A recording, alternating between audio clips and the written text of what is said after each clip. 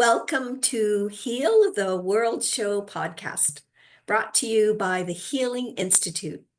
I'm Parmelia Parham, and I am the founder and the CEO of the Healing Institute, and we are an online worldwide hub of holistic practitioners. We really want to make a difference in the world with healing and health. We want to bring holistic practices for people. We want to give people hope that there are ways to be well and to stay well on your health journey. Because let's face it, we are all on a health journey. So let's make it the best one we can. And I want you to know that as well, myself, I have used holistic practices for well over 30 years. And so I know they work.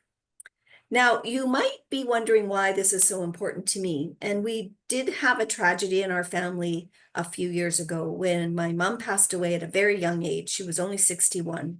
And it was due to complications of a medication that she had been taking for a very long time. And the complication was it compromised her kidneys. So it happened right before Christmas. It was December 15th. I was pregnant, 5 months pregnant with my son, and not only was it a tragedy that she died so young, but also that my children didn't get to meet their grandmother. And I don't want that happening for any other families. So that's why I'm called the Healing Institute, because I'm really passionate about educating people about how you can be well and stay well alternatively. And so with the Heal the World podcast, we invite a guest co-host each week to come and talk about their area of expertise. November is Transformational Health Month. That's the theme that I decided we were going to have. And so I am so delighted to welcome Ayer Atla with Atla Astrology. We are going to be talking about medical astrology. And Ayer is a medical astrologist. So I had never heard of this concept before I met her. So I'm really, really delighted. Welcome, Ayer. I'm so happy to have you here. Yes, thank you for having me. I'm excited to be here. So tell us a little bit about you and how you got involved in medical astrology.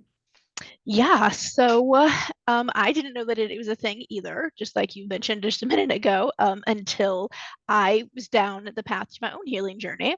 I was diagnosed at 19 with endometriosis and told that I would never have children and that it was going to ruin basically my entire life was going to be ruled by this disease. And I refused to accept that. And so I started finding my own ways of doing things. And down that path eventually led me to medical astrology. I had never heard of it prior to that. But when I combined it with my knowledge of herbs, I had gone back to school and gotten a bunch of degrees in herbalism. And so when I combined that together, it's like it skyrocketed my healing because it really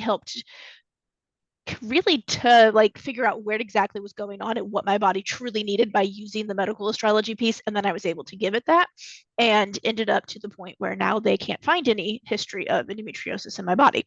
So I ended up having a baby they said I wouldn't have and all that fun stuff as well. So I just am really passionate about using medical astrology because I've seen how well it works in my own life and in all of my clients. And very similar to you, I don't want anybody else to go through what I went through while trying to figure out what was going on and how to heal my body in the medical system because they didn't care and they were just like pushing me off and told me, oh, this is just how it's going to be. And there's no cure for this, and never will be. So just good luck. And there was no help. There was no hope. There was nothing to make it feel like anything was ever going to change. And Or I didn't that want to, or that you were in control of what's going to yeah, go on with your own exactly. It body. was, oh, you're at the whims of whatever this is, you know? And I was like, I just don't accept that. We also grew up going a lot to like chiropractors and naturopaths and things like, we didn't go to the doctor unless it was like really necessary a lot of times. And so, I got used to that way of like going things. We'd go to the chiropractor first sometimes, before other things. We had a naturopath and a herbalist that we knew that mom would ask advice for and stuff, so that was already familiar to me. So it wasn't a huge leap to jump into it, but it definitely finding the medical astrology piece kind of took all that stuff that I knew growing up, all the stuff I learned in school was for herbalist, and really just made it something else. And I love it. And so I continue using it to this day. So it's been about 12 years now that I've been doing this and really helping other people with it. I tend to focus more on like women with hormonal issues because that was my thing. And that's, what I'm really good at. But medical astrology can be used for multitudes of health issues. So I kind of do a bunch of other stuff too on the side as well with other people. So Well, I certainly wish I had known you back when I was trying to have my children, because that's what I had been diagnosed with, was endometriosis, and had to have major surgery mhm, to yeah, remove remove it. And of course it just keeps coming back. So I yeah, was also very fortunate that I was able to have two children. yeah, yeah, So that was, I feel very blessed that that happened. But yes, it's so important for us to know how these things work, and the alternative ways that we can, good for you to do your research and be curious, and just not take, just not accept what at the time the medical community was giving you. mhm, Back in May, for Mother's Day, kind of, I had we talked we it was all, the theme of the podcast was women's health. And I had invited two women who were talking about hormones, and I mhm, had no idea that you could have some hormonal tests to find out, where everything was at for you. So yep, I'm going to do that again this May, because it was so intriguing. I tell you, yeah, I think I'm going to do a summit. So I'm going to invite you to that, because it definitely. it it was so it was, even many years later, when I don't have to worry about things like that. But it was just very, very interesting. And I think this Yeah. kind of information is so important to get out to women. So, Ira, tell us a little bit about, when you work with a client, what specifically do you take them through? Because our audience always likes to know, if they worked with you, if they call you, and I know we've got some contact information that we'll send out. Yeah. How would that look? How would a session with you look? Um, Yeah, yeah, definitely. yeah, So we always start with a medical astrology reading where I take your natal chart information, so that's your time of birth, your date of birth, and your place of birth, and put that into my software, which gives me your natal chart. And then from there, I can see how your body was cosmically designed to function and how your metabolism works, all the health problems that could potentially crop up in your life based on where the planets are influencing your body. So the planets are the influence that influence us in our lives, and then the signs rule the body system. So, like for me, I have my sun in Scorpio. So the sun is our vital force, it's our vitality, our life battery, and it's in Scorpio. So its main influence and energy is going to be on the Scorpio ruled areas, which is the colon, the uterus, the male reproductive system tract, and the reflexing that it does to Taurus, which rules the throat and the thyroid. And mhm. so that's just like an example of what I would be looking at, right? So I look at all these pieces, and this is not a live reading. A lot of people ask me, oh, do I sit down live? We do not sit down live because my readings are so involved and so in depth, and there's so many like combination of like the esoteric and then like the like known and sciencey stuff that I mix together that a lot of people I found have gotten really overwhelmed when we do a live thing, because my readings are at least an hour, sometimes more. I've had readings go up to 2 hours, just because of all the stuff that I'm finding. And it makes it really hard for people when it's live, right? And so I record all of these readings and I send them to you. Once you get the recording, you go ahead Very and listen cool. to it, watch it. You can pause it, you can take notes, you can rewind and re-listen, you can write down all your questions, and then we meet for like a follow-up session, basically where we meet back together. I answer all your questions that have come up during the reading and then help you develop a plan of action to move forward from there. I offer different packages of stuff, but that's like, the basic thing that we would do. And so that's We're having some internet issues, just so people know.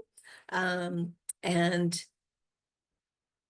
It's all good. It's just it's our Wi-Fi or internet Yeah, issues. I So don't know what is going on today. It seems like it's also Zoom seems to be having issues on my end. I'm sorry. I don't know where that cut off. What did you hear last? So I well, can. you were still we could hear you. So you were just explaining about how you don't do the reading on Yeah, live. You do the reading because it depending on how long, what's coming up, you could be finding yeah, more and more things. So then you definitely. All meet. right. So then you meet Perfect. with the Thank you. person after. And how I long is do. that session when you meet with the person The after? 45 minutes is like the minimum amount of time that I offer to meet with me. I have other packages that have longer sessions, but Right. typically 45 minutes is the minimum amount of time. So we meet, I answer any of the questions that came up during the reading, and there's usually a lot. People will have pages and pages of questions sometimes. But sometimes it's not even questions. It's more like, oh my gosh, I kept saying something was wrong in this area of my body and no one's ever listened to me. And you found that without me even telling you. So thank you for validating how I've been feeling, Yeah. my intuition. And so we do that and we come up with like a plan of action of how to now take all this information, distill it down, and then make like a plan to baby step your way through these into the goal that you're looking to achieve, right? Whatever that may be for your health. And then my packages offer several other follow up calls. Sometimes I have different programs that people can come into then. Um, I have a group that you can join and get more help that way. I offer like a monthly concierge kind of way of doing things where Cool. you pay Yeah. like a monthly fee and you get basically unlimited access via like a messaging app that we can chat back and forth. You can ask questions that way, things that come up. Like, hey, I noticed that Mercury's in retrograde and I'm feeling like this. Can you explain what's going on in my chart that would make me feel this way? And what can I do to help mitigate that? And Mercury is in retrograde right now, which is probably why we're having all these tech issues. Yes. So, so I, We'll blame it on Mercury in yeah, retrograde. if all those fails, just blame it on him. He doesn't Yeah. mind. So those are different ways, and I have different programs that offer different levels of support. Some are just DIY. You go in, you follow through, you do the stuff, and then you can add on, seeing me one-on-one kind of a thing. So there's multiple ways, but the main way is get a reading and then let's chat afterwards. Certainly. Yeah, I love that. I love that. So can you, without, giving away confidential information, can you give us an example of a situation where a client got a certain reading about something and then how they were able to use that reading to change their health or to improve their health? Yeah, definitely. I had a client who came to me for a reading. Her main complaint was that she felt like something was wrong with her gallbladder, and the doctors wanted to just take it out, but she felt that her body could fix it on its own, and she wanted solutions to try first before jumping straight into surgery.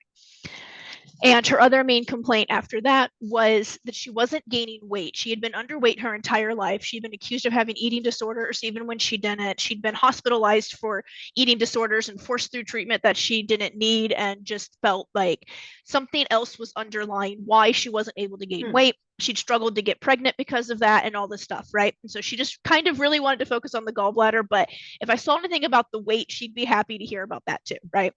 So I said, okay, let me get your chart and we'll go through it. So I went through her chart and I was seeing that she really struggles with gallbladder issues because of certain alignments in her chart and hard aspects that she was having between different planets. And Saturn's a very hard influence in our life. It's very restricting and constrictive. And her Saturn was really influencing her gallbladder, which was keeping it from being able to function at its best. So her gallbladder just really needed a lot more assistance than like maybe somebody else's would. So we started working on that. We did castor oil packs over her gallbladder 3 times a day. She was Oh, I'm taking sorry. Dan. Could you froze for a minute? Can Oh, you just say that we started again? doing castor oil packs Castor over her oil? gallbladder. Okay. Yeah. 3 times a day. She started taking dandelion root and burdock root as herbal tinctures because both of those have strong affinity to the liver and the gallbladder and the Yes. bile and all of that fun stuff. I also noticed that she had issues with catabolism, which is how we break down our proteins, our Mhm. fats, our carbs to use for energy, and that the fat metabolism, especially on her was not doing well. And so because of that, she wasn't absorbing a lot of those fat soluble vitamins because she wasn't digesting the fats properly. So we Ah, worked on the bile. We worked on increasing her vitamin A, D, E, and K, which are all the fat soluble vitamins, to make sure that she was getting plenty of those as well. And after 6 months of her following this protocol that we came up with, she called to tell me that she had gained 5 pounds of weight without trying over the last few months. She hadn't changed any of her eating habits. She had just continued to do this. That not only did her gallbladder pains that she was having after every meal go away, but her period pains went away. Her period regulated itself. She gained a bunch of weight and she felt great, and she did not have to have her gallbladder out. The doctor was amazed at how her gallbladder was now fine. About a year after we worked together, she called me back and she has gained about 20 to 25 pounds. She looks like a completely different person. Like she's glowing now, absolutely glowing. And before she just looked tired and she looked sickly because her body was struggling. And she said she has never felt this great in her life. And it was all because she decided to spring for a medical astrology reading. So there is definitely how things can work in that yeah, way. And then, you beautiful. know, Well, and I'm so thank you so much for describing how that was. I in the work that I do with body code and emotion code, I find a lot of people have had their gallbladder removed.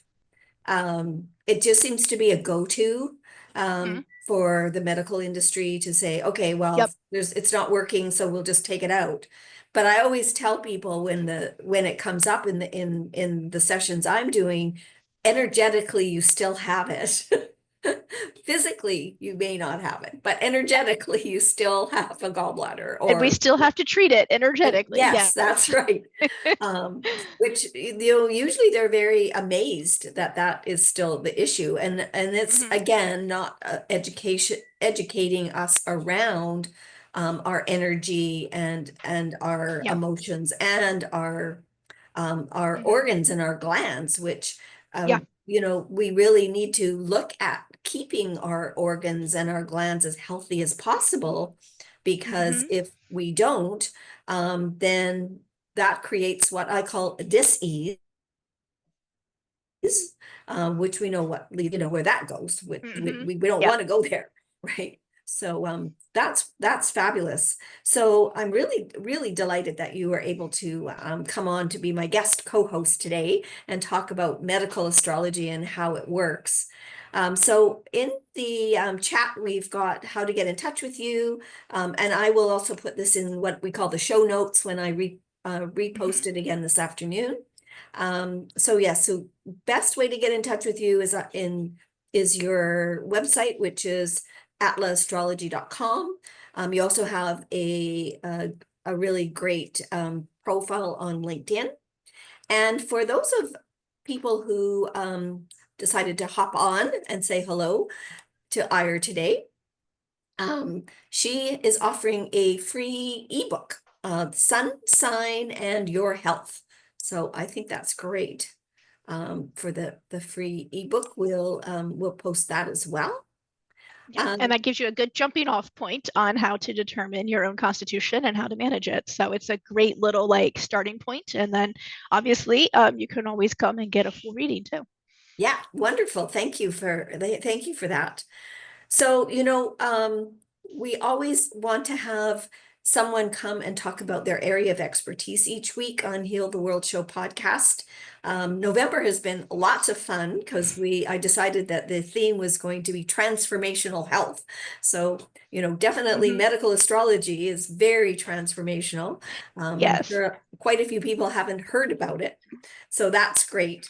And yes, we have a big ask here at the Healing Institute. We really want you to share this podcast with people. Let people know that there is ways to be well and stay well. And we have a big ask. We're really trying to make an impact on healing and health in the world. So just before we sign off, I want to say hi to Al Chan. He's here all the way from Malaysia. He's kind of in the green room, and we're going to bring him on a little bit later after we stop the recording. He's just given us a heart, but I just met Al this week, and so I'm really delighted that he was able to come in. And I didn't see any questions, Al, but if you have any, See, one Oh, popped up in the oh, chat I just a did second see. ago. Okay. Is Reiki healing similar to medical astrology? Um, they're kind of two different practices that work really well together because medical astrology shows what's going on in the physical body, the emotional body, the spiritual body, and the energy body, right? So I can see all of those things at once. And then I can say to you, hey, this really appears to be more of like an energy body problem. And anything that I do, which is more on the physical side, is really not going to be as helpful to you as like getting Reiki done or something else. So then I have a list of practitioners that I Mhm. send people to. And things like that. So I can kind of see where things are actually happening with the true root causes, and then we can use Reiki. I don't personally do Reiki. I figure I have enough on my plate with medical astrology and hormones that I don't need to add anything else to that. But I do have practitioners. So they do work hand in hand. They're just um, not exactly the same, right? But they do definitely complement each other very well. Medical astrology is very holistic. It looks into like the mind, body, and spirit of a person and how we can help those. And Reiki does very similar things, but just mainly through the energy body. So they complement each other very well. Yes, thank you for that question, Elle. That's a great question. And of course, I'm so delighted that you have practitioners, Ira, that you can refer your clients to, which is again the reason that we have the Healing Institute, because that's where we're a directory of holistic practitioners, but Mm-hmm. everybody knows each other, so we Yeah. get to know each other, and what we can do. Oh, I think Elle's got another question. In case of if an operation is required, does it need to wait for certain stars in the right period to undergo that operation? Oh, that's a great question. That is a great question. And that is one of the other things that medical astrology does. And one of the other services that I offer are specialty readings. And these specialty readings dive into when are safe surgery dates to have for you in particular, based on your natal chart and what the current transits in the sky are. I actually did one just like last week for somebody who needed some surgery and it was fairly urgent, but wanted to make sure they could have the best outcome as possible, right? So yes, you want to make sure that you are closer or on a new moon, not a full moon. The moon governs the waters of the body, and when it's full, it increases the waters in our body, which is mainly our blood, right? And you have a potentially higher risk of bleeding out during a full moon than you would on a new moon. So you want to be as close to a new moon as possible. You don't want Saturn or Mars transiting your natal sun or moon during that time. Your sun is your vitality, your life force, it's your battery, right? Your energy body battery, your physical battery. And if Saturn, especially, is transiting your natal sun at that time, the possibility of you not making it through the surgery increases very, Mm. very much. Same with your moon. Your moon is your conductor of your life battery. So it's like the electrical wiring that takes the life force from the battery, which is like our heart, and distributes it throughout our organs or in our body. And so if that's suppressed, then even if you have really great vitality, right, like your sun is in a good position, you're not going to be able to distribute that life force to where it needs to go. And that organ that you just got operated on is not going to be able to heal. So you're going to definitely not want to do it around any of those transits. You want to make sure that the south node and north node, especially the south node, aren't transiting anywhere in your chart that is going to potentially also influence your life force and your vitality. And you want Yeah, to have it Ira, can you just say that again? You froze just for a minute. Can you Yep. say that one Said more you time? also, yeah, you also want to make sure that the south node and north node are not in a hard aspect to Ah, your okay. sun or your, especially the south node. The south node is very similar to Saturn in its patterning, and that is very constrictive and restricting. You would prefer to have it on a Mars day, which would be a Tuesday. Mars governs surgeons and steady hands, and so you would prefer to have your surgeon having nice steady hands and good concentration on that day when he's doing or she is doing your surgery. So those are some things to look for. Of course, there's a lot more and it's a little more nuanced than that, but it definitely can help you pick safe surgery dates. And that is one of the readings that I do for those who are looking. Beautiful. Well, I'm so glad Al asked that question, Mm-hmm. because that's very, very important for sure. Yeah. So again, we want to say thank you to Ira Atla. She is a medical astrologer. And oh, Al's got one more question. Do you need to know the natal chart of the surgeon? Obviously, that's much preferable to have theirs as well, but sometimes you just can't get that because most surgeons aren't going to be telling you their date of birth, time of birth, and place of birth. Um, So that's why I say mainly we just generally look for a Tuesday surgery date if possible, due to the fact that that does govern surgeons overall. And, that would give them a better outcome. Obviously, you would want a surgeon, if you did get their natal chart, who has a really good Mars aspect, because Mars rules surgeons and surgery and that kind of stuff. But again, if you don't get it, you kind of got to generalize and just go for whatever looks best per your chart. Yes, beautiful. Great, great, wonderful advice. So yes, so please let people know about the Heal the World Show podcast. Share this with your community and your colleagues and your family and your friends. Let them know that we have these amazing holistic practitioners who are getting to the root cause. What Ira mentioned earlier was talking about getting to the root cause of what's going on with you. So we definitely want to assist you and help you. And you can just go to our website. We have a search bar in the website, and you can just type in if you are having challenges with sleep or stress or anxiety, just type in that one word, and then the practitioner directory will come up. All the practitioners that look after can help you with that particular issue will come up, and then you can connect with them. So wonderful. We've made it. I can't believe it. It's already 30 minutes and we got lots of information. Yes. So I'll see you again next week on the podcast next Friday.